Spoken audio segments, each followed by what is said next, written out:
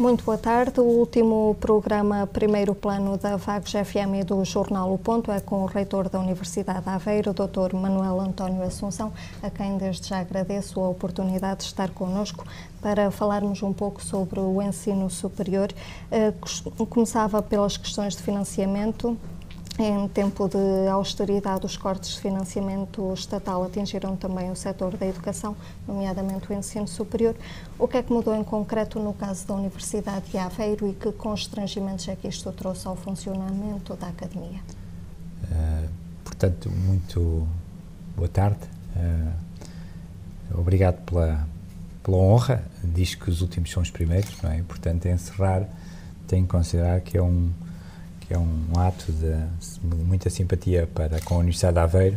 Portanto, queria, na pessoa da Zulay, agradecer esta oportunidade de tentar esclarecer quem nos ouve ou quem nos lê.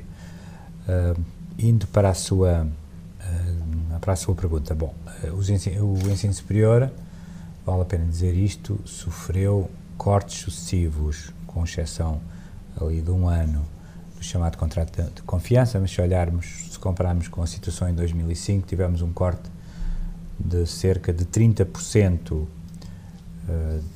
de corte efetivo, quer dizer, sem tomar em conta os cortes nos salários que são pagos, no fundo, pelas pessoas que não recebem o dinheiro. Portanto, estamos a falar de dinheiro essencialmente disponível para o exercício da missão, uma percentagem de corte muito significativa de 30%, que coloca o ensino superior numa situação muito assimétrica em relação ao resto da administração pública. Eu tenho que dizer isto porque percebemos todos a situação em que o país está e o ensino superior não se quer pôr à margem do esforço que é preciso fazer e que tem que ser partilhado por todos, não é?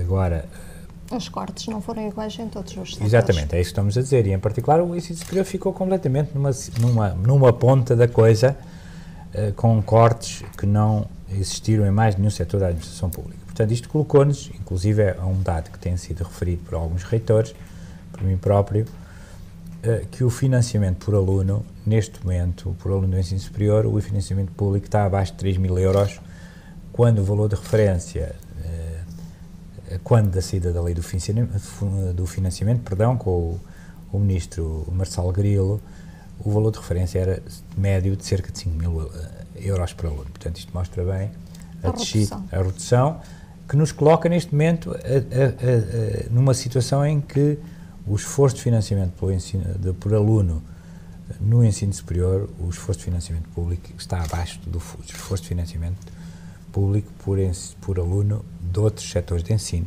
que também são muito importantes, devo dizer. Mas, portanto, há aqui qualquer coisa repito, especialmente assimétrico e que não pode deixar de ter repercussões naquilo que acontece no ensino superior. Eu gostava também de dizer que as universidades portuguesas, e aqui estou a referir-me em concreto às 6 ou 7 melhores, onde nos colocamos,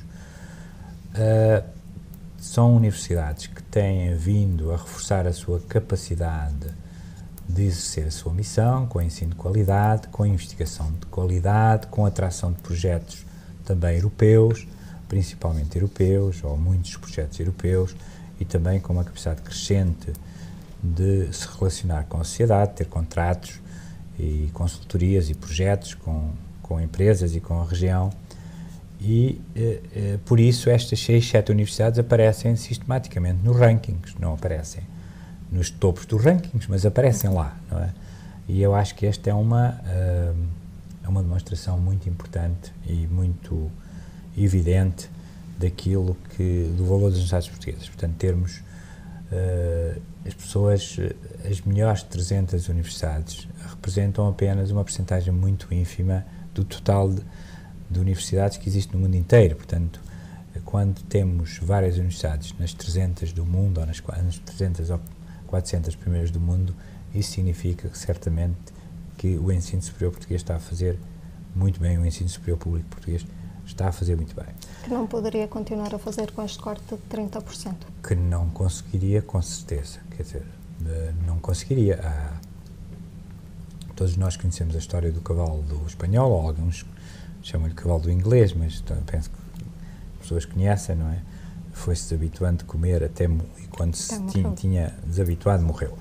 E, portanto, eu acho que as universidades têm sido empurradas para patamares de subfinanciamento público, têm reagido proativamente, e não há mal nenhum nisso, e é uma coisa que também se pode dizer a favor delas, no sentido de irem buscar mais receitas próprias e, portanto, têm contrabalançado de alguma maneira o subfinanciamento com um aumento das receitas próprias, mas isto tem um limite, até porque abaixo de um certo nível de financiamento, a capacidade de ir buscar receitas próprias, ela própria passo plenário, ela própria é diminuída ou inibida. O que eu quero dizer é que nós precisamos de algum dinheiro de tesouraria, chamemos assim, talvez seja uma imagem mais fácil para as pessoas entenderem, para podermos ter sucesso nos contratos e nos projetos. Porquê? Porque geralmente executa-se primeiro e depois vêm as tranches de ressarcimento do investimento, vêm as tranches do financiador e, portanto, se não houver esse dinheiro, esse dinheiro de tesouraria, chamemos-lhe assim, não se consegue captar o tal investimento. Não se consegue captar, portanto... Que percentagem do orçamento da universidade é que é realmente financiamento estatal e que parte é que é resultado? Neste momento, o financiamento do Estado, no sentido de dotação orçamental do Estado, é pouco, marginalmente acima dos 40%. Ainda não sabemos, como sabe, não sabemos qual é a dotação final, temos uma indicação, mas não sabemos os montantes finais por instituição, mas pelas indicações que temos, portanto, e respondendo muito concretamente à sua pergunta, a dotação pública para o funcionamento do Estado de Aveiro é marginalmente acima dos 40%, portanto, quase 60% são receitas próprias, propinas dos alunos, portanto, esforço das famílias, projetos da Fundação para a Ciência e Tecnologia, mas projetos europeus, projetos com empresas, contratos, consultorias, relações com a região, portanto, há um enorme leque de atividades que hoje se fazem e que ajudam a qualificar a atividade de quem nos rodeia e que ajudam também à sustentabilidade do projeto da Universidade de Aveiro. Em termos numerário, isso é quando falamos em cerca de 40%? 40% são 40 milhões. É fácil porque o orçamento da Universidade anda à volta dos 100 milhões de euros e, portanto, 40% são 40 milhões. Portanto, é o que receberemos, o que é presumível que recebamos do Estado, à volta de 40 milhões, e, portanto, tudo o resto, os outros 60 milhões, são, como disse, receitas próprias. Doutora, a Universidade de Aveiro era fundação, parece-lhe um bom modelo para o ensino superior? Eu penso que tem vantagens, tem grandes vantagens, nomeadamente a possibilidade de termos mais autonomia, que é fundamental exatamente para esta capacidade de ir buscar financiamentos exteriores, portanto, no fundo, de ter receitas próprias e, portanto, de ajudar o Estado, permitindo que o esforço do Estado seja menor e o esforço dos contribuintes seja menor, portanto, desde logo, essa questão é essencial, portanto, poder ter também contratos fora do âmbito da administração pública, portanto, contratos individuais de trabalho, a gestão do património, são tudo vantagens. Devo dizer que o exercício ficou muito prejudicado por causa dos constrangimentos existentes, houve certas, digamos, situações de que estávamos dispensados e que agora o Ministério das Finanças e a Direção-Geral do Orçamento, por causa do controle do déficit do Estado, nos obrigou a cumprir, não é? E, portanto, falo da regra do equilíbrio orçamental em particular, e que nós também cumprimos. Portanto, de alguma maneira, a avaliação do modelo está prejudicada porque o modelo não está a funcionar na sua total extensão, nos pressupostos todos que tinham sido assinados com o Estado e também, em particular, com o dote, com a dotação que o próprio Estado extraordinário teria dado ou deveria dar às instituições de ensino superior que migraram para o Estatuto Fundacional e que nunca foi, digamos, cumprido e assumido por está por parte do Estado. Portanto, apesar disso, e agradeço-lhe a pergunta, não temos nada a dizer. Como funciona, acho que funciona bem, ainda funciona bem, e o que nos preocupa mais é estas constantes mudanças de regras que acontecem ou estão para acontecer, esta teia de imprevisibilidade, a somar à imprevisibilidade financeira, que essa nós compreendemos de alguma maneira, o país compreenderá melhor essa, esta sofreguidão pela mudança constante de regras caracteriza Portugal. Esta instabilidade nas políticas de ensino superior. Não é só ensino superior, eu estou a falar de ensino superior, eu acho que infelizmente é instabilidade em tudo. Os portugueses não conseguem, sucedem-se os governos e mudam-se imediatamente, tem que se mudar imediatamente, tem que se fazer uma reforma e, portanto, aquele período mínimo que chamaríamos de 5 anos, que é aquele período mínimo, repito, que permite uma avaliação. Vamos lá ver, tivemos 5 anos de funcionamento deste modelo, qual é a avaliação que fazemos? É bom? É mau? É preciso ser corrigido ali? É preciso ser alterado completamente? Este tipo de abordagem nós aceitamos e parece-me que é a abordagem correta, ter uma, digamos assim, uma atitude de avaliação e não mudar sem avaliar, que é isto que nos falta. E, portanto, em Portugal nunca se avalia nada, porque se muda tudo constantemente antes de ter-se passado esse período, digamos, quase de nojo, não é? Se me permitem a expressão, em que nada se deve tocar, para que se possa avaliar sem ter introduzido alterações que viciam imediatamente qualquer avaliação que se possa fazer.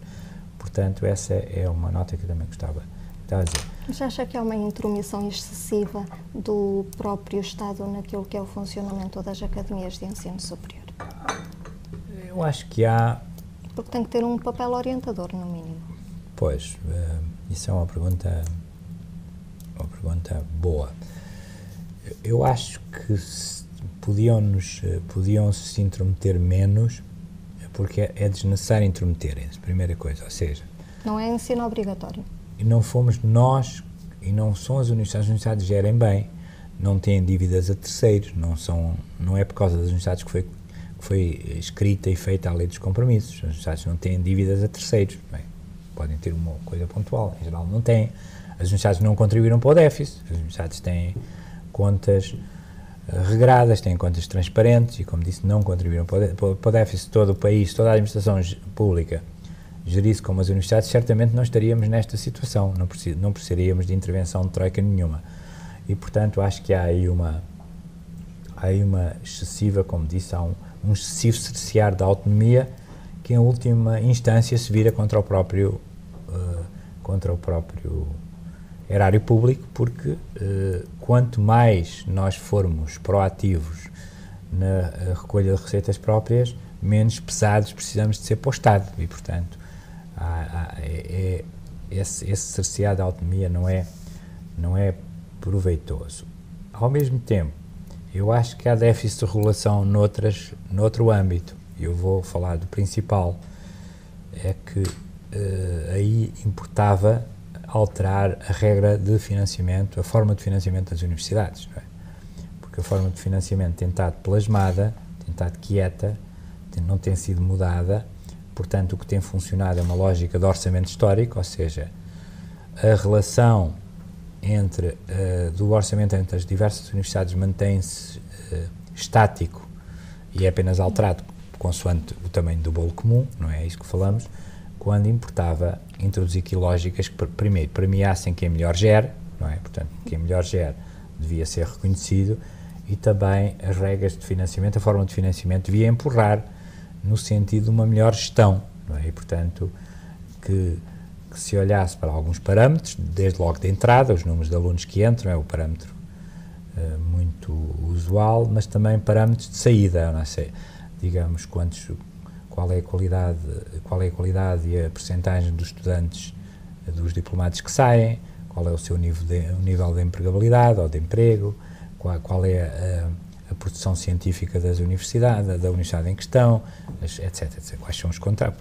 Portanto, pode-se aí arranjar, eu não tenho nenhuma fórmula no bolso, não me compete a mim, mas posso apenas dar pistas do que deveria ser feito em matéria de alteração, que é um pouco alterar a regra do financiamento do ensino superior. Senhor Reitor, a forma de financiamento. Senhor Reitor, só para terminarmos este campo do financiamento e para não escutarmos a entrevista nisto, queria lhe perguntar muito concretamente onde é que a Universidade vai ter que cortar para conseguir, com menos dinheiro, fazer a mesma gestão. A Universidade tem feito já um esforço de corte que não é de hoje.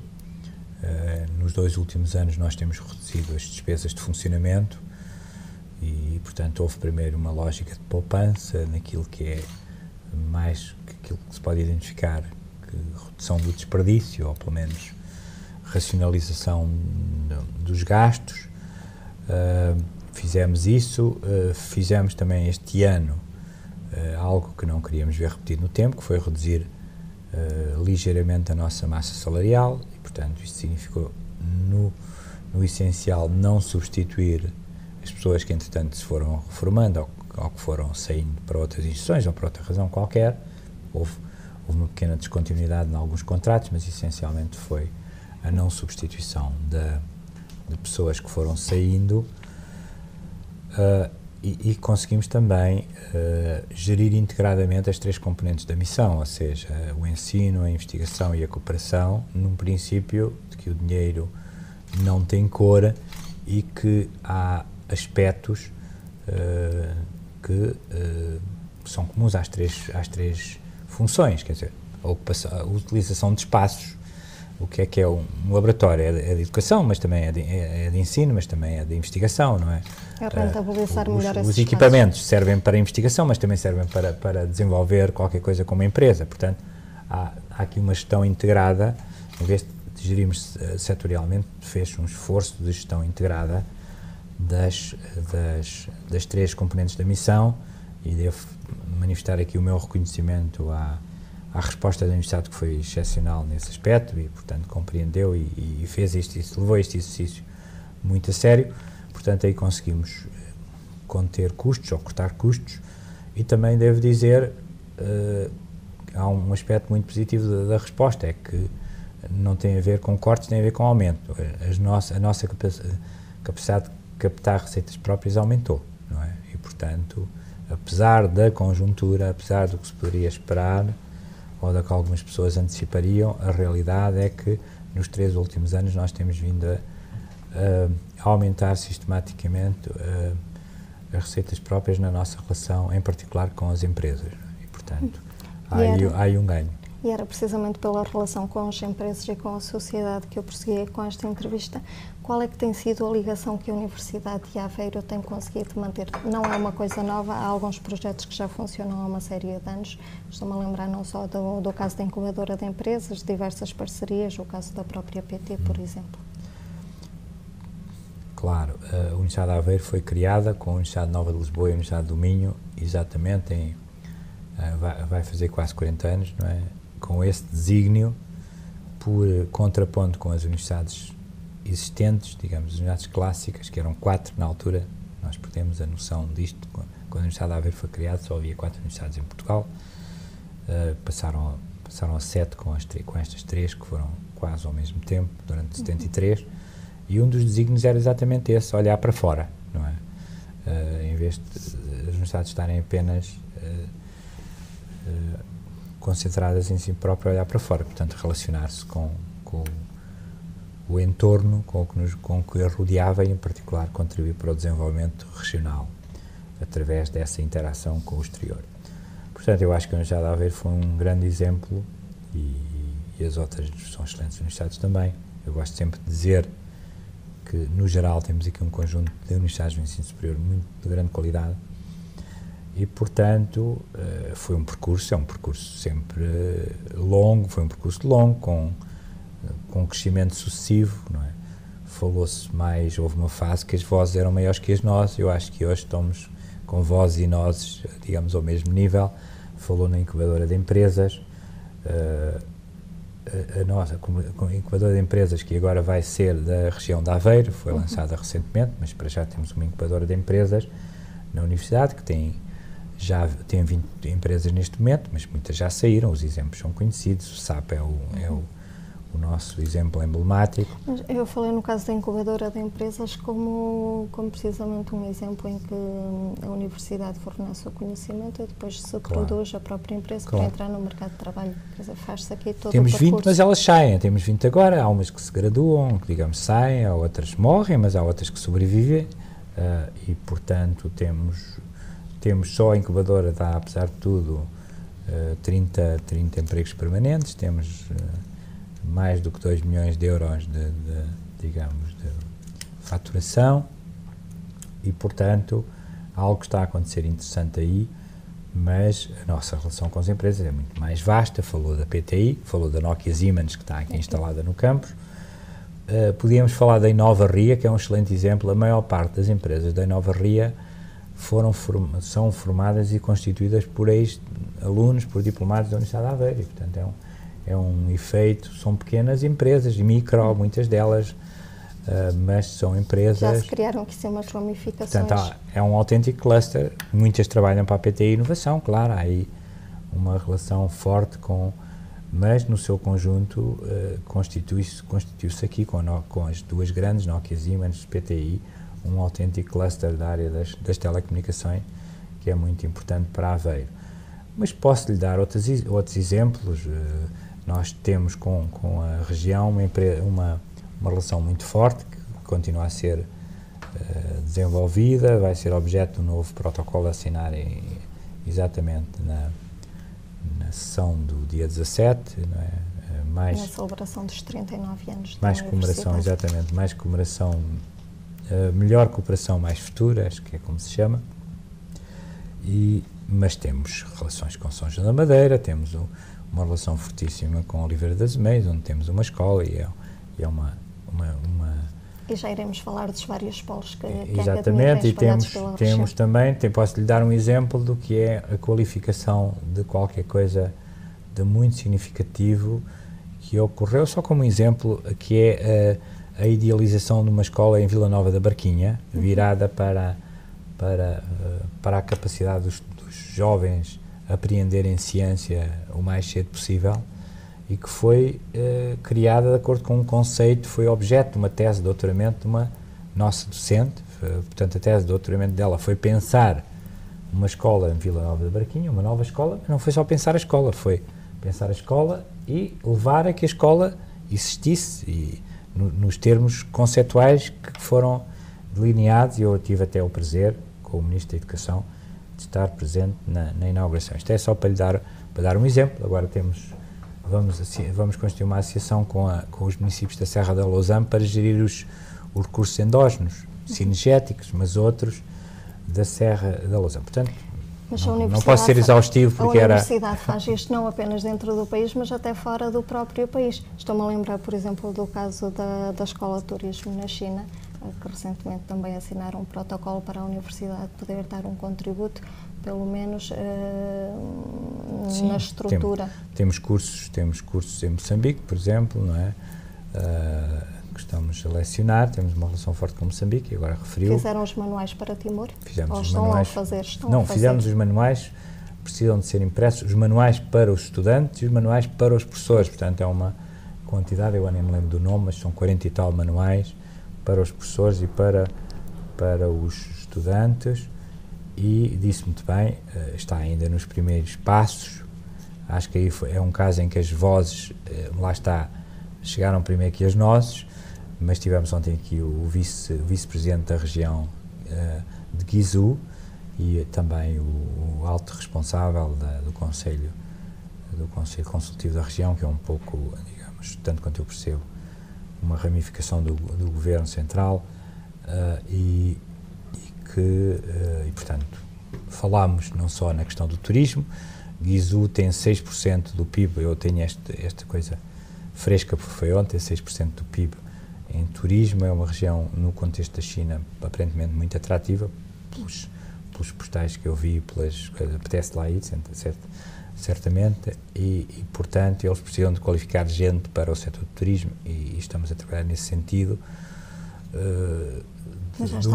De uma escola, a escola será um passo seguinte, com certeza. Agora iremos primeiro que tudo, com certeza, receber estudantes chineses para se qualificarem e ao mesmo tempo para que depois possam voltar e ancorar então... E preparar o corpo docente. Exatamente, preparar o corpo docente e preparar essa capacidade a partir da qual podemos dizer que teremos uma escola, digamos assim. Mas ontem foi logo lançado desafio para termos mais coisas na área da tecnologia, por exemplo, da física-tecnologia. Estou a citar exatamente o chefe da delegação falou em física e tecnologia, portanto, correu bem, vamos ver. Esta relação não é propriamente nova. Eu estou-me a recordar, por exemplo, que a Universidade de Aveiro já tem, em termos de línguas, alguma aposta nos países asiáticos. Nós temos um centro de estudos asiáticos, tivemos um mestrado em estudos chineses, temos um mestrado em estudos chineses, temos aulas de mandarino e temos leitoras de mandarino, curso de línguas e culturas. Por exemplo, estamos a colaborar naquela iniciativa agora em São João da Madeira de estender o ensino do mandarim também às fases mais iniciais da educação. Portanto, a Universidade de Aveiro não é de Aveiro só. Agora, criámos no âmbito da nossa relação privilegiada com a Universidade de Ghent, criámos uma coisa que se chama India Platform, e já há um projeto europeu que foi ganho por este consórcio, onde estão instituições indianas também e outras instituições europeias, a Universidade de Groningen, a Universidade de Antuérpia, nós próprios, a Universidade da República Checa, e aí virado para o India Platform, virado para a Índia. Portanto, isto vai se traduzir desde já na vinda de estudantes indianos também para a Europa, e com certeza uma parte deles virá para Aveiro. Portanto, são exemplos, entre outros, de que tentamos não estar parados. Não. Doutor, vamos ter que estugar um pouco o passo nesta claro, entrevista. Como quiser. Dentro da região, a Universidade de Aveiro tem vários polos e oferece, por exemplo, também cursos técnicos em diversos concelhos. Eu queria lhe perguntar muito concretamente, tem Águeda, tem Oliveira das Meias, percebe? Está prevista mais alguma expansão, mais algum reforço em termos de colaboração noutros concelhos, nomeadamente com Vagos, ou este é um campo que já está cimentado para a Universidade de Aveiro em termos de infraestruturas? Não, eu tanto quanto julgo saber, já tivemos com Vagos. Se não temos, já tivemos. Não é? Eu não tenho a geografia. Tiveram um curso 7. Exatamente. E, portanto, é disso que eu estava a falar. Não é?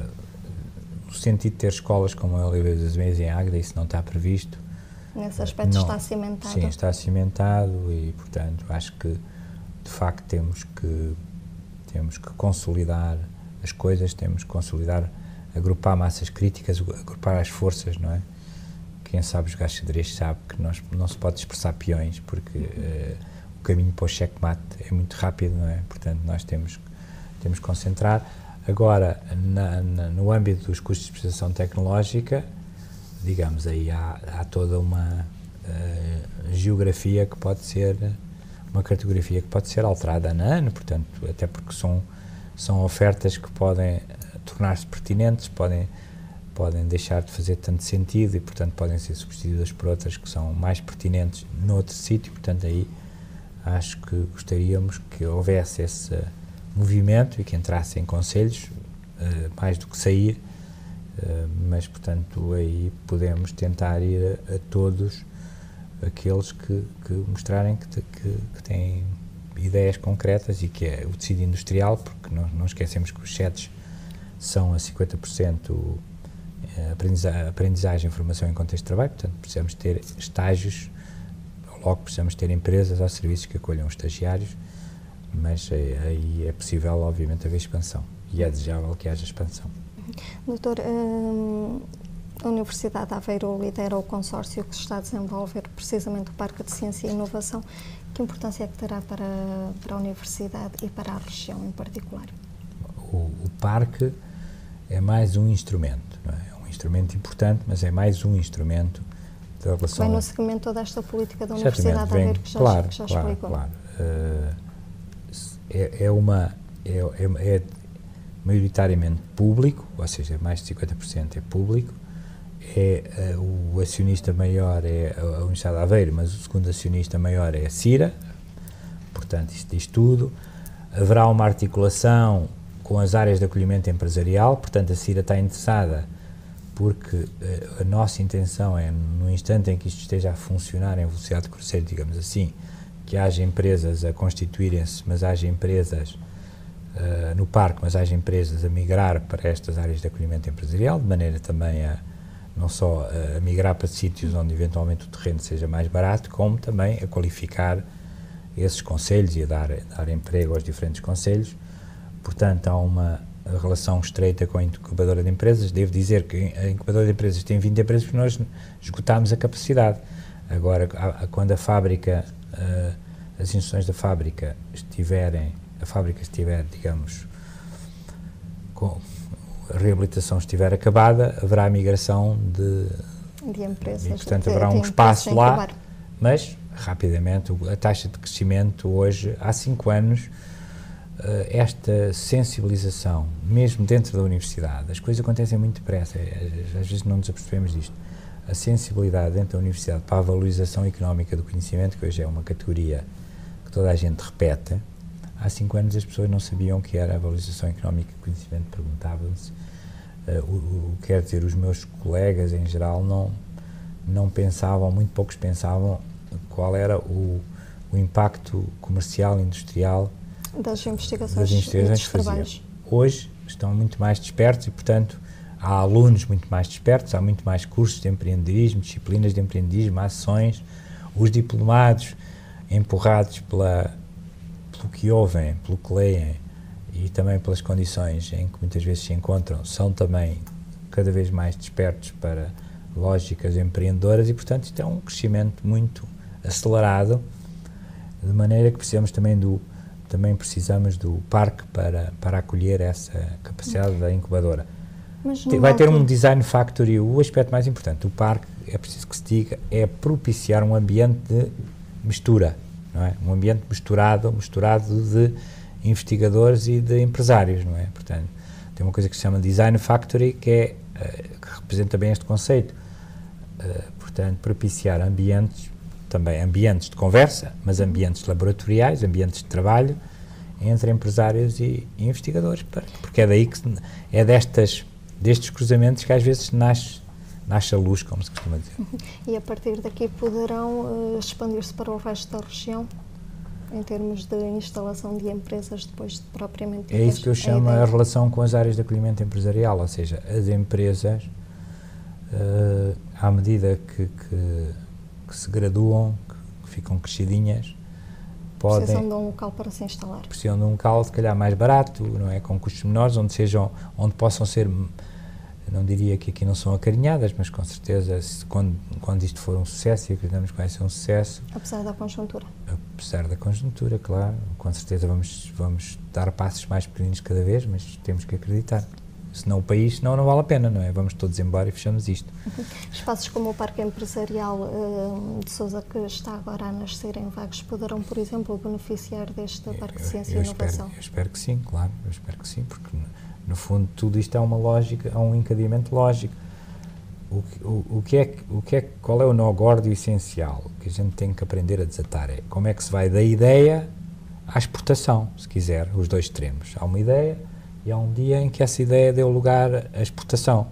Isto é um percurso comprido, não é? Ideia, incubação da ideia, pequena startup, consolidação da startup, migração para outra situação de maior consolidação, digamos, sucesso de produção, exportação. Portanto, é este caminho multiplicado por muita coisa morre neste processo, obviamente. Portanto, temos que multiplicar para estatisticamente isto dar certo, não é? Como sucede em todo o mundo. Em todo o mundo isto tem o chamado Vale da Morte, não é? Para atravessar. As questões ambientais que inicialmente, pelo menos as questões ambientais levantadas nomeadamente pela Quercus, que assombraram inicialmente o processo por causa dos terrenos na zona da Coutada, a questão já está ultrapassada? Sim, todos temos todos os pareceres, mas mais importante que os pareceres é o nosso próprio parecer. Quer dizer, nós somos uma instituição pública que preza, falo pela Universidade de Aveiro, mas poderia falar também pelos outros parceiros, mas nós tem queremos... preocupações ambientais. Nós queremos... Eu sou um ambientalista praticante, não é? Eu ando de bicicleta, eu jardino, portanto, eu não tenho... Não recebo lições de ninguém, portanto, com certeza que queremos fazer daquela zona, que é uma zona bonita, mas que é uma zona que não é visitada. Quem é que lá vai, não é? quantas pessoas usufruem do chamado mirador da cotada, não é? Muito poucas. Portanto, o que nós queremos é, com certeza, qualificar aquilo no sentido das pessoas poderem usufruir mais do espaço. Portanto, não estragar o espaço, com certeza. É um espaço onde existem coisas como lontras, não é? Naquela zona existem lontras, por exemplo, para não falar de outras coisas, e, portanto, nós teremos os nossos colegas das áreas ambientais, da área de biologia, da área do próprio ambiente e ordenamento, envolvidos a fazer daquilo um exemplo. A gente quer fazer daquilo um exemplo, não é? Não é questão de cumprir a lei, o nosso desígnio é fazer muito melhor que cumprir apenas a lei, ou seja, ser permitido lá fazer, não, é ser permitido lá fazer e fazer daquilo um exemplo de boas práticas e de condições para as pessoas todas de Vagos, de Ilha, de Aveiro e do país inteiro irem lá e usufruírem aquilo. E, portanto, a intervenção que vai ser feita vai ser uma intervenção passo a passo. Não vamos estragar nada, não vamos fazer elefantes brancos, vamos construindo paulatinamente à medida que, como muito bem disse, a conjuntura nos permitir fazer, ou seja, temos que fazer com sentido, temos que fazer para aquilo que se constrói ser ocupado no sentido daquilo que queremos, que é ter empresas a criar valor. Doutora, a Universidade está envolvida em vários projetos, o CIEMAR, o Laboratório de Ciências Oceanográficas, não vamos ter a oportunidade de falar deles todos em profundidade, mas houve um que causou alguma polémica, que foi o facto da Agência de Avaliação e Acreditação do Ensino Superior ter decidido não homologar o mestrado integrado de Medicina que está a funcionar na Universidade de Aveiro e que envolve, se não me engano, cerca de 38 alunos neste momento. O curso era o resultado de uma parceria com o Instituto Abel Salazar, no Porto. Entre outras questões, era levantada a insuficiência do corpo docente. O que é que falhou ou qual é que é a sua visão da situação e qual é que é o objetivo agora? A Universidade quer tentar manter este mestrado, como é que se pode resolver a situação? O que falhou foi a parceria, não é? Digamos, o nosso parceiro desinteressou-se do projeto. E, portanto, não há parceria sem parceiro. Não há parceria sem dois parceiros. No instante em que não há que um parceiro se desinteressa do processo, a parceria cai. E, portanto, os termos de referência, que era um curso em parceria, ficaram prejudicados, e essa é a razão essencial. E se ler bem os parceiros da agência, no fundo, é isso que lá está. Porque os outros argumentos são falsos, como eu demonstrei. Nós não temos falta de corpo docente, nós temos 7 médicos doutorados ao serviço. Já não falo dos outros médicos, temos 7 médicos doutorados a colaborar neste curso e, portanto, para 38 alunos, vejam bem, digam-me lá quais são as faculdades até de medicina onde existem rácios tão bons. Portanto, a questão essencial foi a falhança da parceria, o nosso parceiro deixou de se interessar.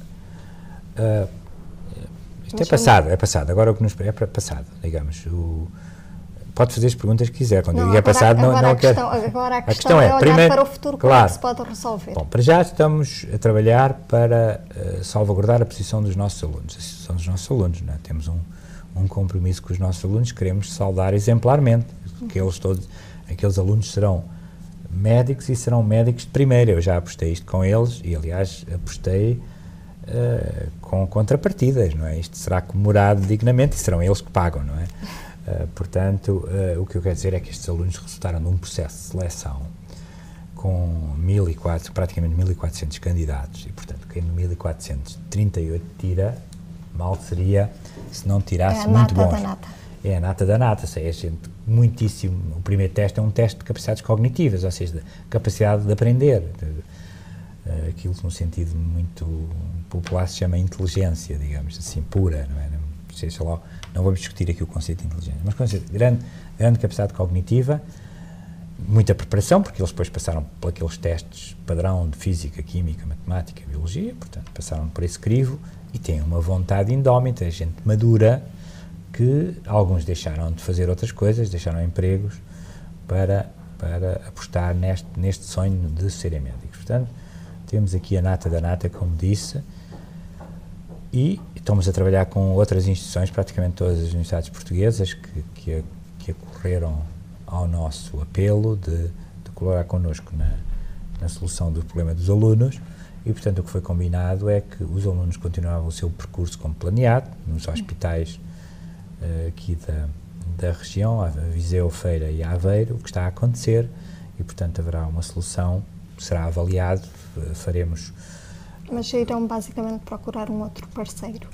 E, portanto, primeiro o problema dos alunos, que é o que me preocupa mais, e já respondi. E, segundo, sim, estamos a trabalhar na procura de outro parceiro, ou estamos a trabalhar no pressuposto de encontrar outro ou outros parceiros, e a seu tempo saberá, não é? A seu tempo se saberá, porque há três coisas que importa dizer. Porque é que nós nos interessamos tanto? Isto não é uma questão de...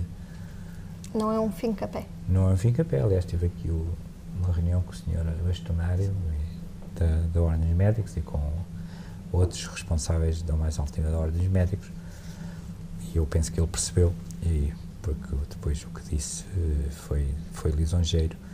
Há três razões. Primeiro, queremos contribuir para isto que não está resolvido neste país, que é os 15% de vagas adicionais que os cursos todos têm. Em todas as faculdades têm os estudantes que são recrutados pelo Concurso Nacional de Acesso e depois têm, por imposição legal, 15% desses números destinados a alunos já com formação superior.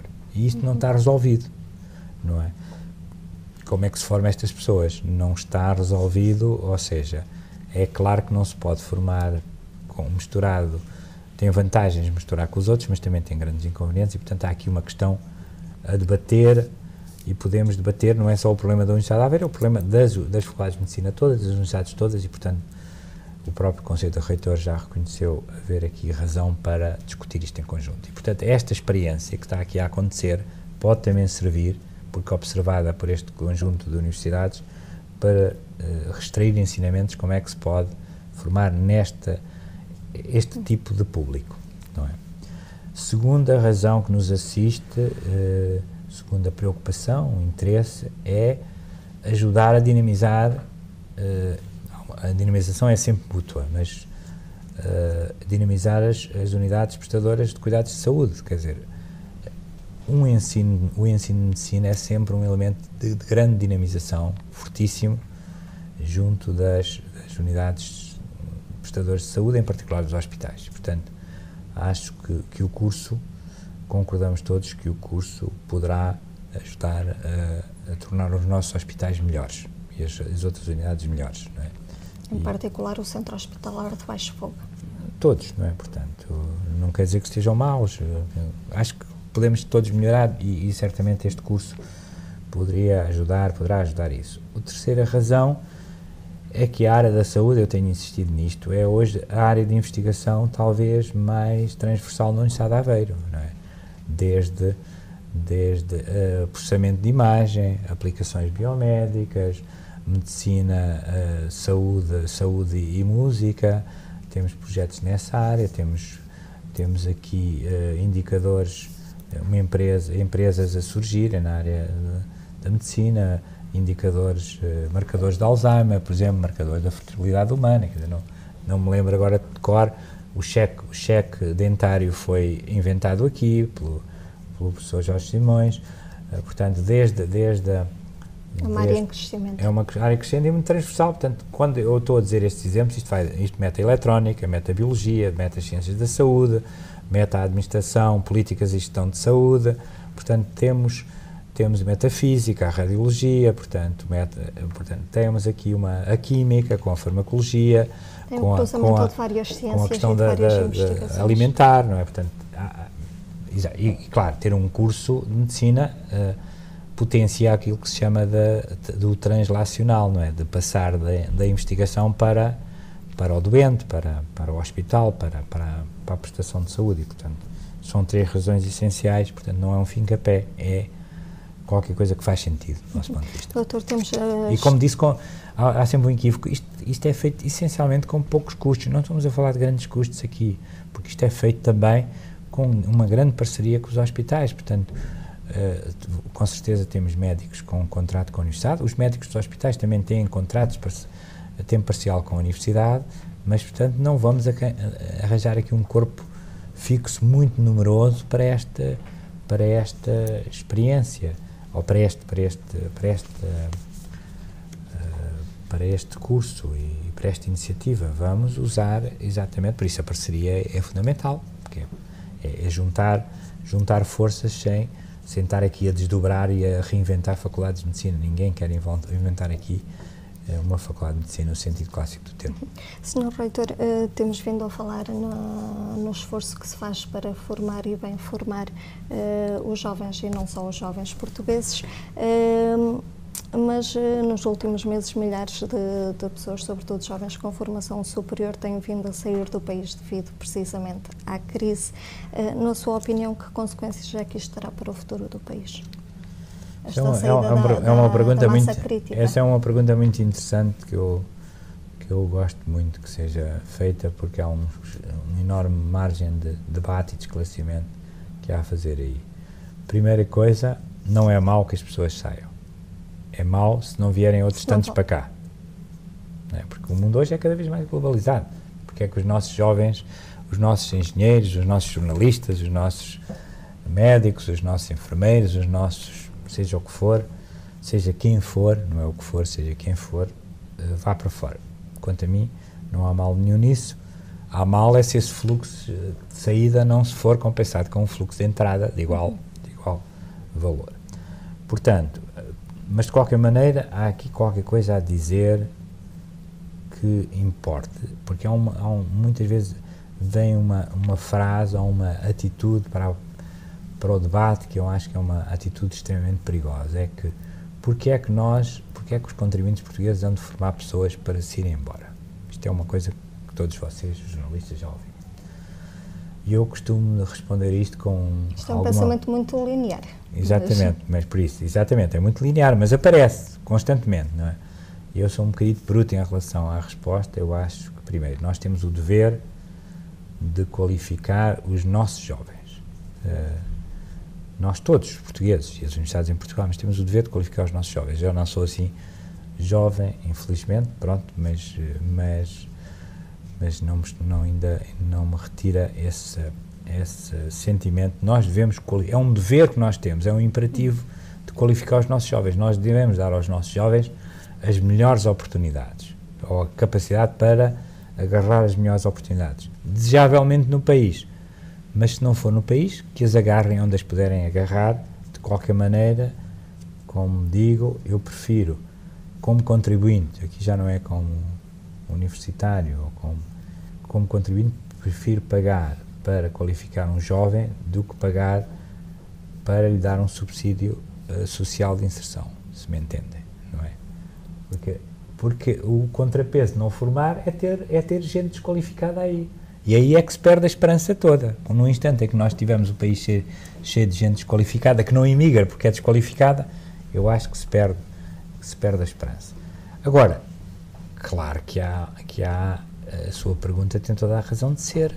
Se o fluxo para fora apenas num sentido, o país, e se for principalmente desnatando esse país, porque sabemos que depois as oportunidades maiores são oferecidas e são agarradas pelas pessoas que têm mais capacidade, não é? Estatisticamente falando, isto é natural que assim seja.